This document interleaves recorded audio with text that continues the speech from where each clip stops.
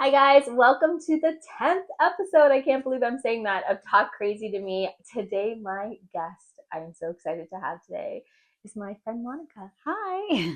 Thanks for having me. I'm so excited. Honestly, we've talked about this for a while, but we're finally doing it and we're doing all the things today. She did my hair and my makeup. We're doing like a photo shoot after this. So we're just like, I don't know, I just love you so much and I'm so happy to have you doing this because we talk all the time and like are super open. I knew she would be a kick-ass guest because of how honest you are in general, just in your life. So I love you for that. But okay, so I'm going to start off by saying, how do we know each other? Oh, we go way back. So we actually talked about it today. We know from high school, but grade 9, religion. Which I didn't fully remember that till you said that today. Yeah, I realized that. It clicked in that I've known you exactly from grade 9. That I remember looking at you and I was like, she's so pretty and like she's mixed. So funny that I in grade 9 felt so ugly. So hearing that someone say that like is so I don't know, it brings me back to that little girl who was like 13 and a half starting high school, right, that just felt like so insecure, so ugly, so little. Yeah. So hearing someone say that you thought I was like, that's just feels weird. I'm like, obviously my like profession is looks. I mean, it goes deeper than that, but I've always been like, I love beauty and noticing features and things like that on people. And I was also an insecure little girl as well. And so I get that. And somebody put it into perspective once is like I went to a 60th birthday party and she was like, had a board full of pictures and she's like, I was fat there. And it was like 20 years prior, 30 years. I was fat there. And like, it really puts things into perspective because you don't really this from your just in case. Sorry, yes. Yeah, but you realize that at that time you don't see things until like later on and you grow. But anyways, off topic. No, it's not off topic because I love that topic. But no, I took it off topic. But I think it's just, that's such a sweet thing to say, but that's where it brings me back to that I was so afraid to start high school. Yeah. And I was so insecure and I didn't have braces. I had crooked, like, I go back. So to have someone say that about you is just like so kind. I don't remember religion. Like I remember religion class. I remember the teacher kind of, but I don't remember the first. I often forget the first meeting people. I'll never forget a face. I'll never forget. Yeah, I don't remember the exact meeting either. Yeah, but just that I remember the class because I'm not Catholic and I went to Catholic high school, and so the teacher was like bringing in all. He was brown, the teacher. Yes. But that's why I was like in this new world of like, oh, there's like a half, or like we were talking about mixed Indian kids, and I was like, I only knew like full Indian. Yeah, so it was just. Okay. A weird perspective. Wow. Okay, cool. Yeah, I love that. I love that so much. Because I felt like a very mixed kid and didn't fit in, and so the fact that you thought that was cool is just like blowing my mind right now. And now my kid is you. Yeah, I love that. Portuguese and it's crazy. It's crazy. Yes, I think you manifested that. Yeah, I didn't mean to, but you didn't mean to, but it happened. It always happened to me. Okay, so I'm gonna jump in. My first question to you, Monica, is what makes you crazy? There's lots of things, as most people, but I think what really makes me crazy is not communicating. People that don't communicate. Yeah, I'm a talker, as we just discussed, and I just not communicating, rudeness, like those levels, not being kind. Yes, that's what makes me like really frustrated. That's like what grinds your gears. Yeah, I'm just like, why? Yeah. Be nice. Just be happy. Just be happy. That was always my motto growing up, because.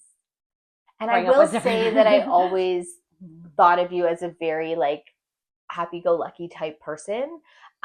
So that makes sense to me that would rub you the wrong way. People that have sort of a negative outlook, negative vibe, like a little bit more of a negative, not positive. Yeah. And also, that's a good topic. Yeah. Because the lack of communication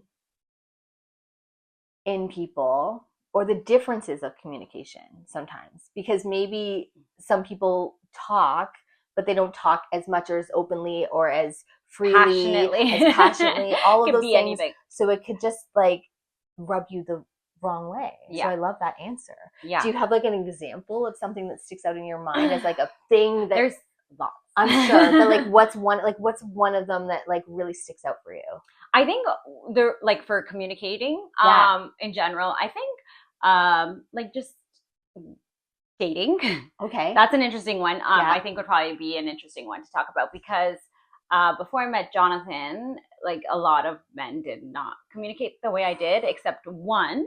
Mm-hmm. And that really changed my perspective on how I saw things. Okay.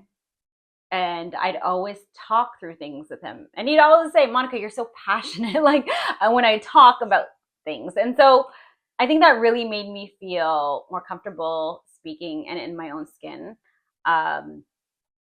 And yeah, just meeting Jonathan, I know I can say or do whatever. Like he doesn't judge me. He's so supportive, like my current husband. Yeah. So that's always been a thing with me and always stuck with me. And then, you know, in life, you meet people that don't want to.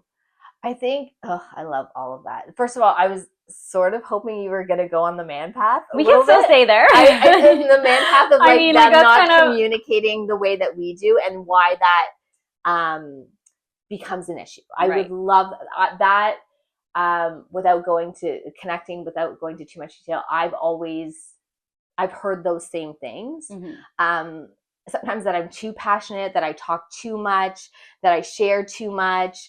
All of those things. We're Saggies, and we do share so much, but sometimes it's used against us. Yep. And I think with my experience with men is that they don't communicate as openly and freely, and they're a little bit more reserved in how they share, when they share. Yeah. And I fundamentally think we were raised differently, that like we were raised to talk more openly about our feelings, emotional, like that. And and you know what I mean? But like it kind of didn't, but I mean, no, like, you know what I mean? Yes. Cause like it's a different atmosphere. Like, I mean, I didn't express like my feelings. My siblings, I did, especially like to my, one sister, but, she always knew when I was upset. Like my mom would be like, what's wrong? And like, she tried to ask me, but like, obviously I don't want to talk to her about any problems. Sure. But my other sister was like, let's go shopping. And she'd talk to me and she'd always be like there, like to hug me through any issues or anything like that with friends or boyfriends or life or family. So. And where are you again in the mix of your family? I'm the youngest of four. So youngest of four. Yeah. 10-year gap between me and the oldest, 8 between me and my brother, and then me and my other sister 4 years apart. Wow. Okay. So big gaps. Big gaps. And the sister that you're referring to is the one that's 4 years older. The one that's 4 years older. Her and I are really closest. The closest in age. Yeah, but I was close to all my siblings. They all baby me in different, babied and baby me in different ways. And without them, they make me who I am. Although, insecurities and whatnot. But yeah, we can get I think again, such an interesting topic, because if I just touched Mike. Sorry, Mike. If I ever went back, I studied psychology. I did my BA in psych, and then I went on to child and youth work, working with kids with mental health issues and special needs. But my area of always interest, if I ever went back to school to do my master's, would have been in birth order. Yeah. Because I find birth order so effing fascinating. I know. Of how the oldest, middle, youngest, only, how we all have these sort of characteristics. And like responsibilities. Right. Yeah. Because I think as much as we're very similar as a Sag, we're also very different, because you're the baby and I'm the oldest. Exactly. So we can complement each other in ways. Do you know what I'm saying? No, 100%. When you're the oldest, there's like a different type of responsibility and burden you take on. As the youngest, maybe the lack of responsibility. Although I have a Capricorn rising, so I'm very responsible. Yes. Like I like to be on time. Like I do my work. Like I'm very, but certain things, like I was just on the phone with my brother on the way here, because he's like my second dad, and I'm like talking to him about my taxes. I talked to him about my like certain problems that I'm like, do I need to do this or that? Like he's like my go-to for that, and like my dad and friend and brother. Yeah. And then my sister for other things. Right. I love for everything else. And what do they come to you for? Obviously beauty stuff. Yeah. My nieces, my nephews, I did give them a bunch of like skincare, because I get like some PR sometimes. So I'm like, here, like they're all kind of like preteen or teen-ish right now, besides my one niece who's like older. on my side, not even including Jonathan's side, but like I just gave them a bunch of skincare, and then because a lot of the boys are into it too now, like the Korean skincare and all this stuff. So anything I could pass off to them. But yeah, just like a while ago, it was like for some of my nephews, it was like some social media help because they were little and they want to grow their like soccer profiles or like any advice. Like my brother would ask me for that, and with my sister, it's like mainly like makeup related things and like. So we didn't say what you do. Oh. Let's go. We kind of touched on it, but it's my fault. Yeah. Because we just know each other. So I should have said, what do you do for a living? So I'm a makeup artist, and I worked on photo shoots since I was 19. So out of high school, I did aesthetics, and then I went on to shoots and sets, and I loved it. I did some like film like work too back then, and I thought I was going to go into beauty and fashion, but I ended up in the more fitness area. And then I just help people with content and. I mean, I feel like I do everything. As Sagittarius, we want to do everything. Say, we're jack of all trades, right? Like a Saggy at heart, we go like this, like in many different directions. Yes. It's hard to like pin us into one spot. It's the freedom. Which can be a double-edged sword. 100%. Because then your brain is doing 20 things at once. Yeah. The ADHD part of it. But also I'm just going to say it because it's you and I'm going to say it, but we're also really good at a lot of things. Yeah. Right? So it's like, where do you But we get bored. We get bored. So when I'm going to tell you, sorry, I don't mean to cut you off. Go. When I was 18, I think it was 18 or 19. Mm-hmm. So my brother was, maybe I was like about 20. So when my brother was 28, we were counting how many jobs we had. Mm-hmm. And by 20, I already had more than he had. And same with probably my other sister. My other sister, like loyal to a T, like stayed at the same job. I was changing. My longest job was at the Bay from 17 to 19 in gift registry. I love that. And then after that, I was at jobs for 6 months to a year. But I did continue to stay in the beauty field and the corporate. I did bank stuff. I did everything. And then we reconnected again in university. Totally. And then my longest job after that was 5.5 years at a plastic surgeon's clinic. Okay. And then working under recently. So what was your first job? My first job was at Pizza Hut. Actually, I worked with my parents because they had a job. Like they would have stalls for like Indian street food at events and festivals. Okay, like cool. So Pakistani and Indian festivals. Yeah. And so we'd work every weekend. And she started wholesaling, so we would help her make like the things that she would sell. Mm-hmm. So that was like my first job. I'd get $20 a day. Nice. For working all day. Which seems like still probably seemed a lot at the time. Well, like, I saved a ton when I was young, and then I didn't. But and then Pizza Hut was my first job through a friend in high school who I knew since I was little. And I hated it. I hated my first job too. I lasted just speaking of how I did the same thing. If I listed all my jobs, you would laugh. Me too. My first job was at Coffee Time. Oh, that's so nice though. It wasn't. She was the retail. Meanest, she was the meanest they're boss. So rough. She was like, she wouldn't pay me for training. She was like really mean. And she was like to yell at me. I lasted 2 days. And my dad got me the job actually because it was where he used to go for coffee all the time. Hilarious. And I was like, and then when I told him that she was mean to me, he was like so mad. And then he never went back there, I think. Yeah. And started going somewhere different. But she was awful. And I lasted 2 days. That's hilarious. And then my second job was at Michelangelo's. Remember Michelangelo's? I do. The grocery store? Yeah, I know exactly which one. It's not there anymore. Yeah. But it was like that independent grocery store. And I was in produce. And I used to like work with the boys in the back. But I always heard like working at a grocery store was good. I mean, yeah. I lasted 5 months. So when it was too much drama at mine. It was like all the boys and the drama and the people dating, and I was like, "Get me out of here!" I was bad enough in high school. I felt like it was like a second high school. So I didn't last forever, and I lied. Funny story. I told them all I was moving. Sorry, guys, I didn't move. I lied. I didn't want to work there anymore. It's okay. I left jobs just like ghosted. It was so bad. But my dad was like, if you don't want to work, don't work. I was like, okay. What was your favorite job that wasn't like, besides like what you've done now? For like ever? I'm not going to lie. I really loved working at the plastic surgeon's clinic because it's in the beauty field, and I did aesthetics and whatnot, like spa related things before that. But yeah, it really got me into like more, like my skin has gotten better since then because of the advice and things I learned there. That really changed my life. And my nurse, Yeah. And my medical esthetician, I love them, been with them forever. However, yeah, I think I would have stayed in that field. Yeah. I think I would have somehow stayed connected. We came together as a team there. Mhm. So like the girls I met there were amazing. That's awesome. My time there was very transforming too. Yeah. When I was there, like the years I was there, I was put under a lot of pressure to like pretty much essentially manage the office by myself and run the whole office, Wow. plus Yeah, help see patients with the yeah. doctors. And the team Yeah. there really backed me up Yeah. to help get me paid more. And obviously they saw my worth a bit later on, Yeah. on, but which I wish it was earlier because I was so insecure Yeah. at that point in my life. But that was like a transformation year, but I love that industry. Mhm.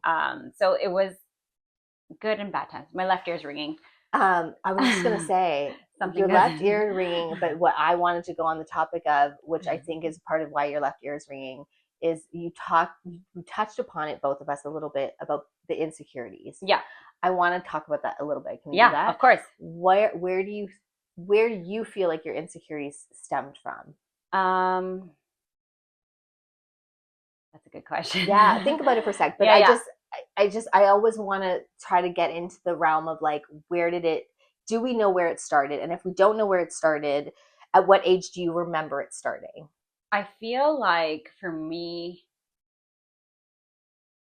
it's not crazy, but like looks always were an insecurity of mine. Like I looked at my sisters, like they're so beautiful. Like I always felt like a, whatever. Like an ugly duckling almost, like in your family? Or like yeah, just maybe. Wow. I don't it's even crazy because you're so beautiful. Oh, well, thank you. I mean, I'm not going to lie. I work really hard on but naturally I've seen you in all forms, shapes, everything. And it's I only fixed my teeth in my 30s. So like, little things like that. Like all my siblings got braces. I never got braces. Right. They couldn't afford it by the time it got to me. Like I didn't grow up in like a, financially stable home.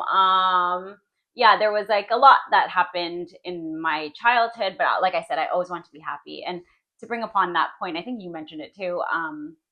When I was working at the Bay at gift registry, I was there with a lot of university students, and I was only 17. And I remember talking to like one of them, telling them what I was going through, and they were like, "Monica, like I would have never thought you were going through that, because you come in and you're like the happiest person." And that was like any job or anybody I would talk to. And then I realized talking to people through my careers has helped me become more secure, become more confident, become more understanding of mental health. Ugh. And sorry, I think I went off topic there. No, you didn't. I kind of veered. Love that answer. I love that topic so much. Like, I know. So we were talking about insecurity, and I totally but it bounces. It all stems from the same place. Okay. Because I worked with kids with mental health issues. Obviously, I have my own mental health. I've been in the mental health field for 15 years. And what you said about how no one would know what you were going through is how you protected yourself. Yeah. And it's the mask you probably put on, the happy. And I'm not saying that it wasn't real happiness. No, but it is a mask. But there is partially that it's a mask, because I used to do it all the time too. There's a mask you put on to appear normal and okay and happy. Yeah. That's real sometimes and sometimes not. Yeah. But when you were going through so much as a child, which I'm sure you were, and I don't even know the ins and outs totally, but I can just feel the energy of, I went through a lot of shit. Yeah. Through life. You knew how to, school was probably a safe place for you in some ways. It was for me. It was like my way of like I went through a lot of shit too. And I also think I wore that mask, and people said things like that to me, which is I would have never known you were going through any of that, because you always seem so happy. And we are, like I said, Sagittarius, we're optimistic as it is. But I was truly happy because it was my runaway. Like I'd go to work, I'd go out and party, I'd go out and hang out with friends, because that was me actually being like, I'm free. Like, it's your escapism. Yeah. And I think, and it wasn't as much when I was younger, more like later on in like high school. But that's where my dad got. Continue that. No, it was, my dad developed schizophrenia. Yes. Or whatever. I don't know what you call it. It was diagnosed with schizophrenia. And he was diagnosed at what age? 6. He was 59, 60, I think. And I 59, was about, 60. I think it started when I was like 14, 15, but 16, 17, I think is when we probably figured it out. I don't know exactly. Okay. So you were 16, 17 when he got diagnosed? Yeah, I think so. And then, but you started to notice it at what age? I think it was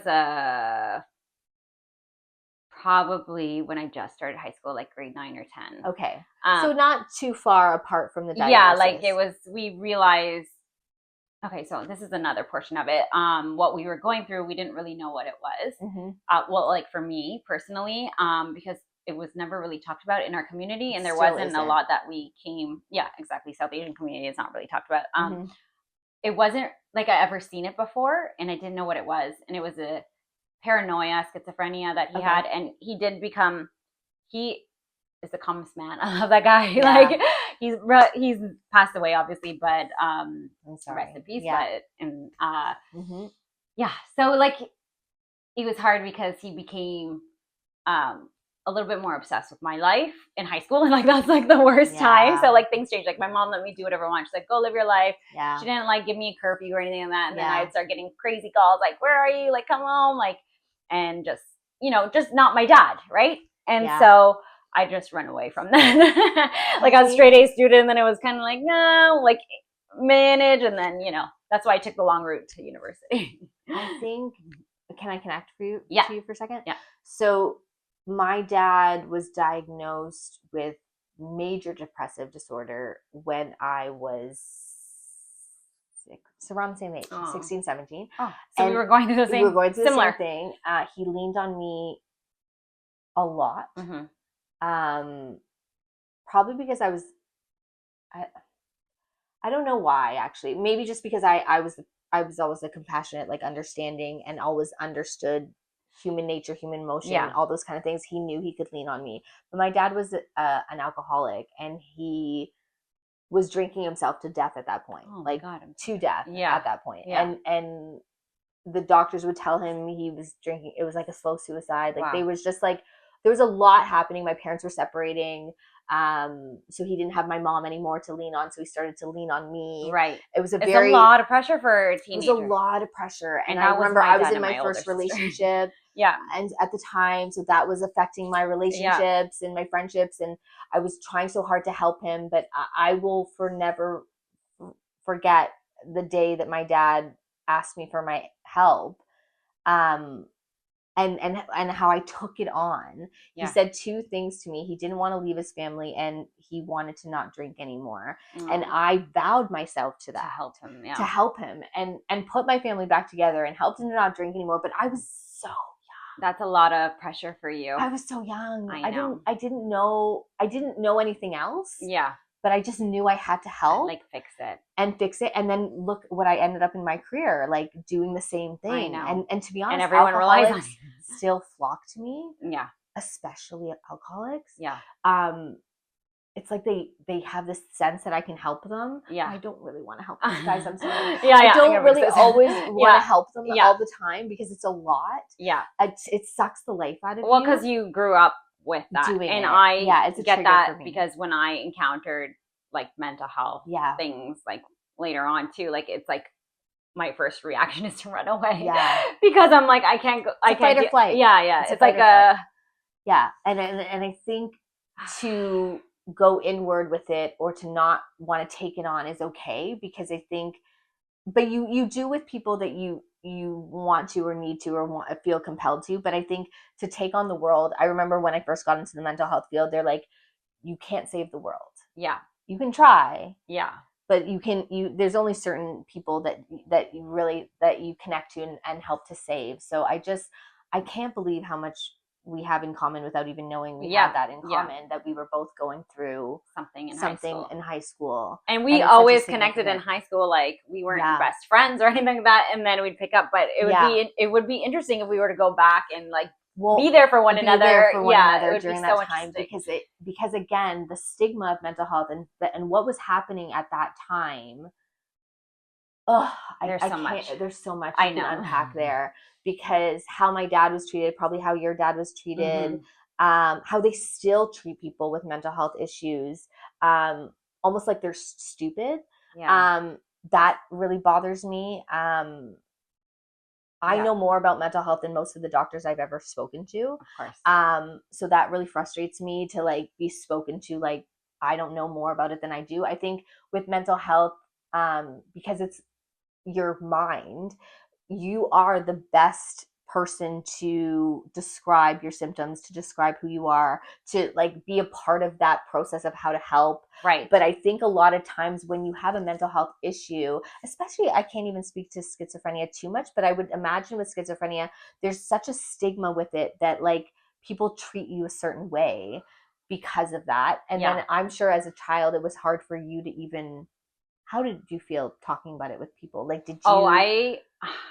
Well, like I said, I didn't really talk about it until I started working with some university students at the Bay, and then I felt comfortable. And then through my career, like I worked at some spas and I talked to some clients, and they'd be like, you know what, my son actually is schizophrenic, and like we'd connect on things, and they're like, it was my therapy, and it still is, like talking to my clients, because I really connect on that deep level with people, because it's life and we all go through something, one or another, whether it's the loss of a parent, for me a loss of a sibling, miscarriage, which we both experienced, or even just mental health. I love all of that because that's what this podcast is all about. I think exactly what you said, I'm just going to circle back to it a little bit when you said that talking about things helped you. And I think a lot of times, and it's your podcast, it's exactly what this is about. Because we spend so much time hiding it. And the hiding it is what keeps us fucked up. And the more we talk about it and connect to people and realize that you're someone that you're human. Yes. But that we all have these connections to either the similar disorder, different disorders, ones that like sound the same, or are the same, similar hear things. And the thing is we are all human. We're all going to go through it or experience it or hear about something of that thing. But it also comes back to the whole communication thing. Yes. Right? Because if people are afraid to talk about it, they're going to stay sick. Yeah. And it's the only way to let it out is to let it out, and to connect to people that, and allow yourself. I think one of the biggest things for me, because I don't know how much I've talked to you about it, but I was diagnosed with bipolar in my 20s, and I was in denial about it for a very, very, very long time. I think my dad was misdiagnosed. I actually think he had bipolar as well. I also think that I was told by a medium before that I get my crazy from my grandma. So I also think she had some kind of mental health issues. People might get mad at me for labeling her. She's right behind you, actually. They said I get it from her. And I felt more connected to my grandma than anyone in my life. So, and she understood me better than anybody in my life. So I very much believe that. Remind me, after you finish talking, but remind me. Well, I just wanted to say, like, but bipolar, I think that's a really hard diagnosis because there's a lot of ups and downs. Like, I am up and down. You know what I mean? Like, and I'm like, am I bipolar? Like, you know what I mean? Like, there's certain things but in like, that's life. And that's how you. It is. And a lot of people have said that to me about it, but mine were so extreme. Bad. Okay. Like they were very we can take that part out. No. I love that you said that. No, I don't want to take it out because I think people will say that a lot to me. Like everyone goes through ups and downs. And I'm like, no, it's true. There is a truth to that. And when I've been sort of like medicated through it, I still do go up and down. It's not like it's just like a perfect balance. But my extremes aren't extremes anymore. Okay. So it's not so I know that it's like the world is ending, or like or that I'm on top of the world. Like I'm the best person in the world. Like it would, like the extremes would be so dramatic. That I know it fit me when I finally sort of surrendered to it, said, okay, I'm gonna try to take something for it, see what happens. And when I finally met the right doctor, not like these dummies that only saw my depression, didn't see anything else. When I finally met the right psychiatrist that really clicked to me, he said something that I'll never forget, which is he said, Tanya, so many people that are diagnosed with bipolar that don't go on medication kill themselves. And I could almost cry with this moment, but I was having those thoughts. I was going those dark places. And I had never thought you could go there. Thought I could go there, and I never said it out loud. Yeah. So the fact that he was going there, without me going there, made me realize I did need to start trying to take something to help with it. And he put me on something really low. Yeah. He said I didn't think I was super extreme. Yeah. But just something to balance it out. Yeah. And help me sleep because I couldn't sleep. Yeah. So once those two things sort of regulated, I was a different person. It's so interesting. And for the last 7-8 years, I want to say, instead of going like this, I just go like this. Yeah. I want to mention two things. Yeah. I'm sorry you felt that way, and we can always keep connecting on everything. Keep going. But when my dad was passing away, we asked one of our priests to come, our pundit, and he actually offered me some good advice. So I guess that was when I was 30, but he said it's all about, or no, maybe actually, it might have been right before my wedding or right before my dad passed. I can't remember which one. But he's always said, going through life, you should always maintain that balance, the highs and lows. Yeah. So after that moment, I'd break my screen phone all the time. So on the floor, and I'd pick it up and be like, eh. And it is easy to go off the deep end, depending on your day and your mood, 100%. But that was one point that I wanted to connect to that. But the other thing that I wanted to talk to you about was the thoughts. Mm-hmm. I had those, and I thought that was normal. Mm-hmm. And as recently, I heard from, over the COVID years, a lot of people and kids and even in our family that were going through a lot of anxieties and depression and saying these things about not being alive. And I was talking to my sister, but I'm like, this it makes me so sad, that they think that way. And she's like, yeah, I couldn't even imagine. I'm like, well, I did have those thoughts. And she's like, really? Yeah. I was like, you never did? Because I always thought she was the more quiet one into herself. And I'm like, I always thought you were the one that would have had that. You know what I mean? And I'm like, so I'm thinking to myself, I'm like, oh man, I probably did have some kind of. I think, yes. And I'm sorry you had those thoughts too, but thank you so much for being brave enough to share that. But I think people go through it for different reasons and have it for different reasons, and there's different times, and there's either something that triggers it, an event or something that's going on. When it was happening to me, there was nothing triggering it. So I knew it was something imbalanced in me, but it wasn't just environmental. Mine was always environmental in my late 20s and teen years to late 20s. So I think that's the difference of when it gets that diagnosis. Extreme. Okay. Extreme. But I think depression is such a I always say with bipolar, the depression part of it is easier for people to understand. Yeah. Because people usually can relate to not getting out of bed or being down or having down thoughts or doing whatever, or the way it sort of manifests in depression. I think mania is a little bit harder to explain to people. Yeah. And I was struggling. I've struggled with a lot of relationships and friendships and that kind of stuff because of that. Yeah. Because the depression is easy. When people are sad, they want to take care of you and they want to, whatever, and they want to be there for you. Yeah. But when you're manic, and you're people don't know how to act and they don't know how to deal with it, and they also think you're doing it on purpose. Yeah. But what I try to explain to people is the way I can't control the depression is the same way I can't control the mania. Yeah.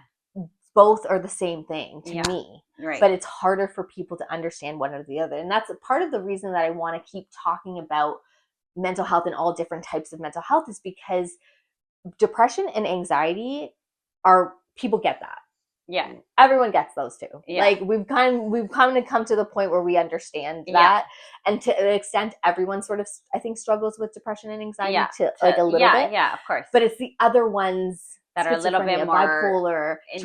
Tourette's, things that are a little bit more outside of the box. I want to say that people struggle with understanding that it's still a lack of control. Yeah. It's not that it can't be helped or there can't be growth or there can't be understanding, but where do we go with, why can't we be as compassionate to someone that's manic, that's depressed. So or schizophrenia. When I was with my dad, like so there was one year when I was at the surgeons and I was at a pub serving, and I met these people I call my grandparents. Yeah. They were not Indian. Yeah. But they were so sweet. And anytime they come in, they'd be like, Monica, your grandparents are here. And I'd go and visit, like chat with them. Like, you know, they always got the same similar things, split drinks, half drinks, like tipped the same. Like, you know, I just adored them. And I called them my grandparents, and we've had many conversations. But they invited my parents to the Legion. Okay. And for Canada Day one year, and I was like, yeah. And I was like, okay, well, my dad is like, and I felt like I had to explain myself. Yeah. And then they're like, don't worry, Monica, it's okay. And so we go, and like my parents met them. And like obviously my mom has like a thicker Indian accent too.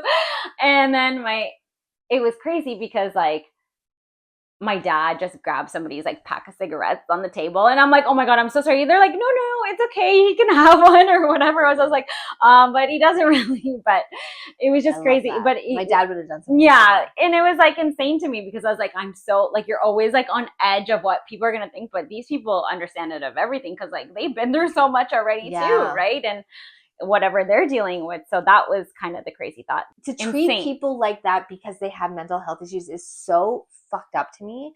That I go back to how people with mental health issues are treated like they're stupid. Yeah. When the reality is they're probably smarter than all of us. They're probably way smarter because the line they're using a different part of the brain or something. Like, you know what I mean? Yeah. That genius, that line of, what is it they say? Genius and insanity is such a like fine line that like the most smartest brains in this world are all a little crazy. Not very crazy. My dad had his master's in math. That's what I'm saying. And he was working on some things. So I'm not exactly sure what, but he was a very, very smart man. That's what I'm saying. And I feel like, not to toot my own horn, but I always did very well in school. I was always quite bright.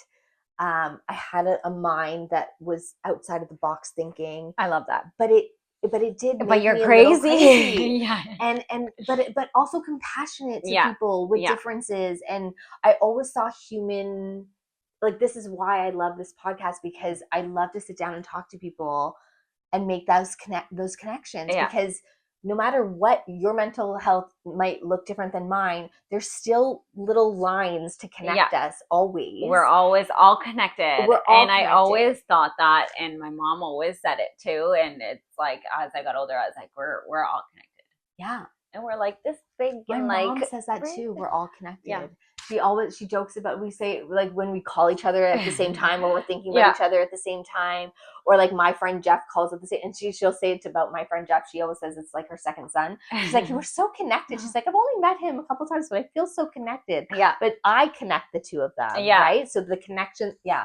I just think we all are. Yeah. And as much as like, we weren't like I said, the closest all the time, we always were connected. And we always stayed in touch through like after we met in high school, then we'd like pick up in high school, like here and there whenever we had classes together, I think, or chat. Yeah. And then we met on the bus to university. Yeah. York University. And then I do remember more recently, like after the photo shoot, and we did a photo shoot together, and then we did a couple things, but when we did that Cactus Club lunch. That last we connected on way more there. We connected so much. That was like probably our first lunch. We were just like, and we went through our whole lives. And I realized how connected we were in that moment. And I just also remember that I disclosed to you in that moment that I was bipolar, and the way that you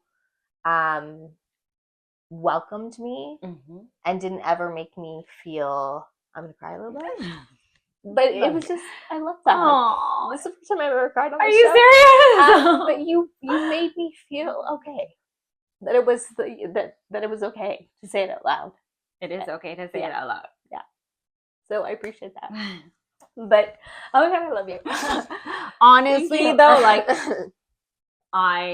But now knowing that you went through so much, it makes sense. Yeah. Why you were so not even that.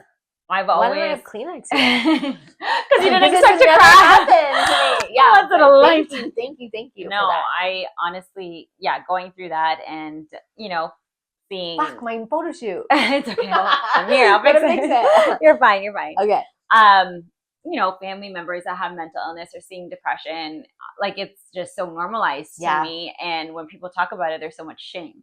And when by that time, that was only a few years ago, like Yeah. I was like, there is nothing, like there's But so I still have so much shame. I know, but you should. I think because even when I went away to Thailand, I'm talking too much about myself with you, which is probably I love it. But I think when I went It's to because Thailand, I have that therapy. you do. You should be a therapist. No, I honestly, you should be. But people always say that they connect with me, Yeah. like when I have clients and stuff, because I'm I love, like you, No, we're you- both very yeah. like, we like to talk about things and like But this is learn the about other most people. I've ever talked about myself in an episode. I love and it. I feel like, yeah, you should be a therapist or look into getting into it to some degree. This is astrology. I lost in my the works. Yes, that too. Sorry. I lost my train of thought though. What was I It's saying? okay. I lost it. It doesn't matter. But it's just so you're just so you can just feel your heart like very quickly. And I think knowing that what you said about differences and trying to take people's shame away. Mm-hmm. Oh, that's what I was saying. Shame, yeah. The shame. I went away to Thailand. Yes. I'm going to connect because a lot of people have wanted to know this story, and I'm just going to fucking finally say it. I went to Thailand and I had a hard time because my medication got messed up when I was in Thailand. So day to night, night to day, right? Yeah. 12-hour difference. Right. So the meds that I take in the morning were what I was taking at night, and night vice versa. So I didn't realize it at the time. I wasn't aware because of the reverse. Because you're 12 hours ahead in Thailand. Right. So when it's daytime, it's nighttime. When it's nighttime, it's daytime. Yes. Okay, got it. So it all messed me up. And I didn't know it was messing me up till it was like sort of too late. I came back early. I took care of myself the best I could.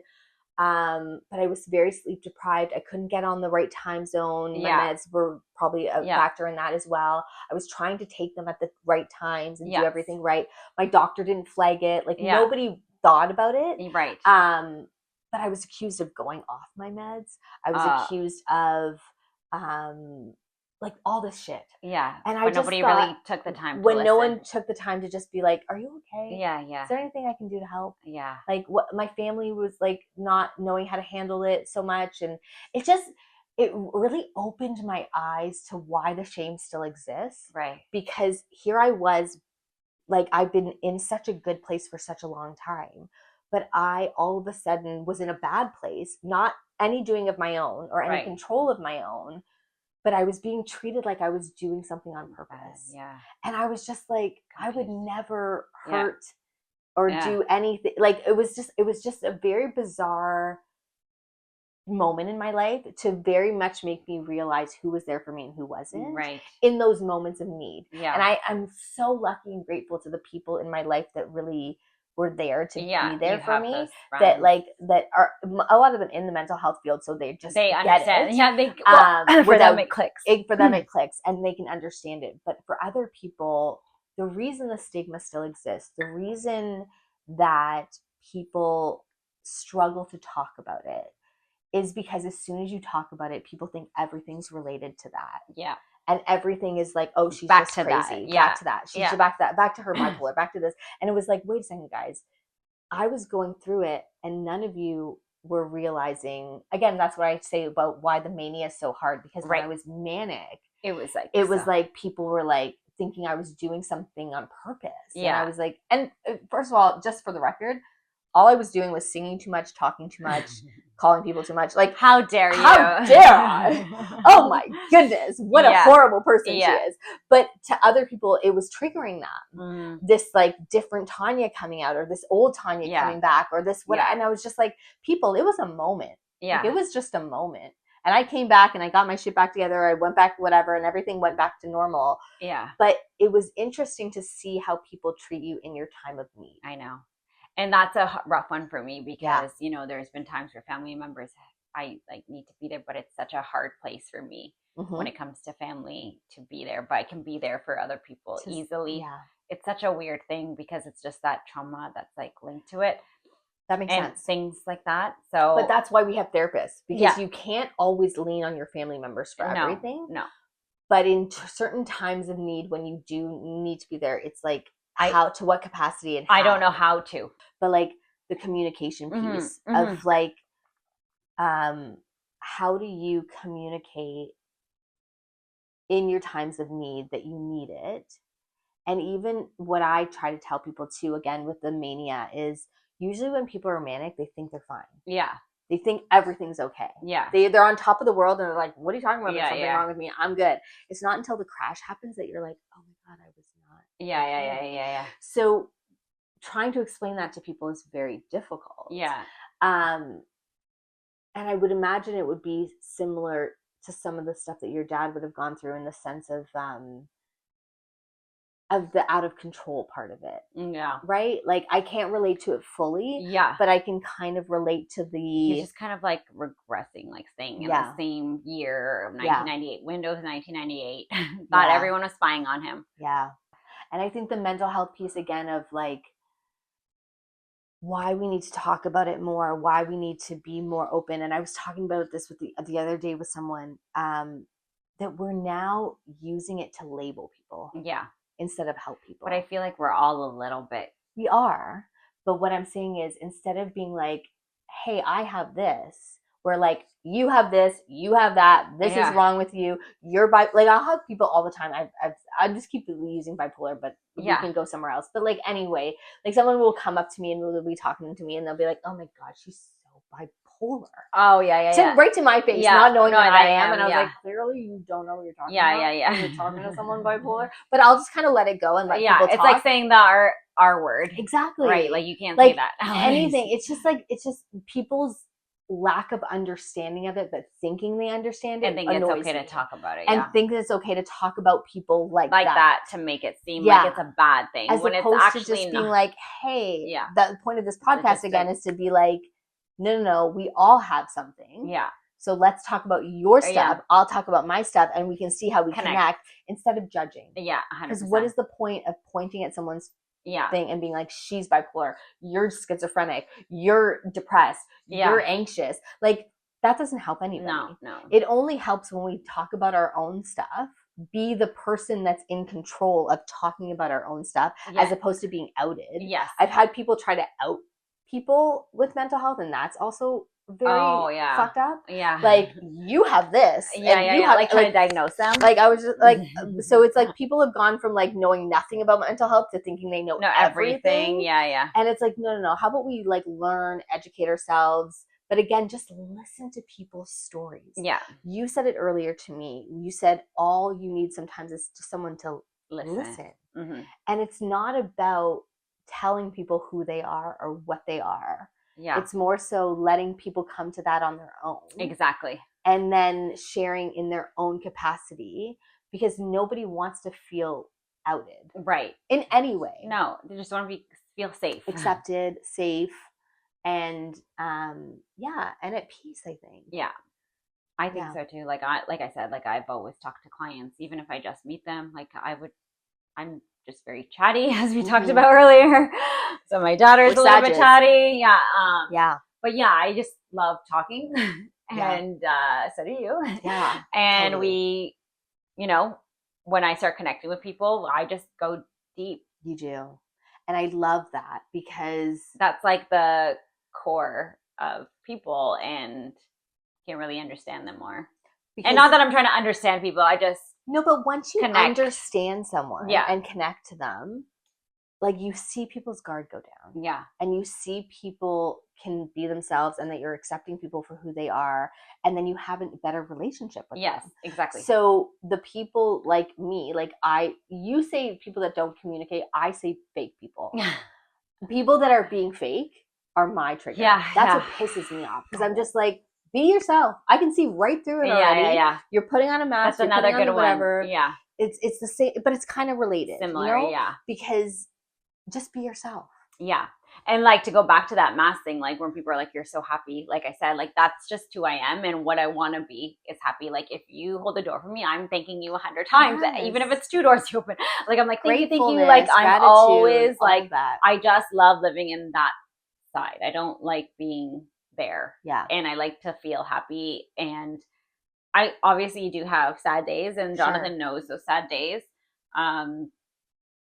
We never really talked about it, but like I was going through a hard time when I was like 27, right before meeting Jonathan, 30. Like I didn't feel accomplished in my life. I didn't like, there was just so many things, and I was Sure. super depressed. Like my relationship was in and out at that time, and with one person, and it was just really messing with me. And I was like, Monica, no, you deserve better. You would never, like, you know what I mean, like stick around.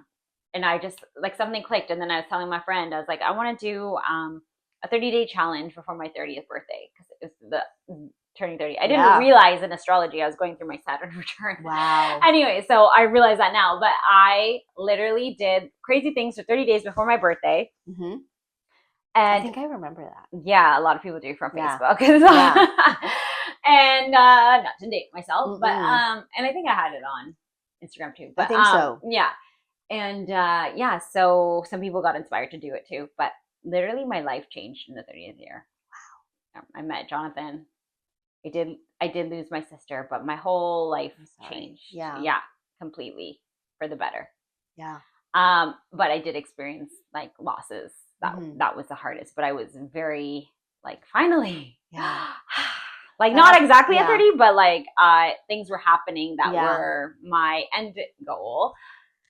And that's amazing. Also, like, for instance, another example was when I was pregnant in 2023, like I was a little depressed because it's like, I'm self-employed. What am I going to do? I don't have mat leave. I didn't pay into mat leave. I didn't realize I could do that till like later or whatever. Mm-hmm. And like all these things, like obviously the financial side is always like, it's taking, on me. That's like my biggest thing. That's why I like work is always like, and that's why connecting with people, like work wasn't like a job, because it's like, I always connected with people, which is great.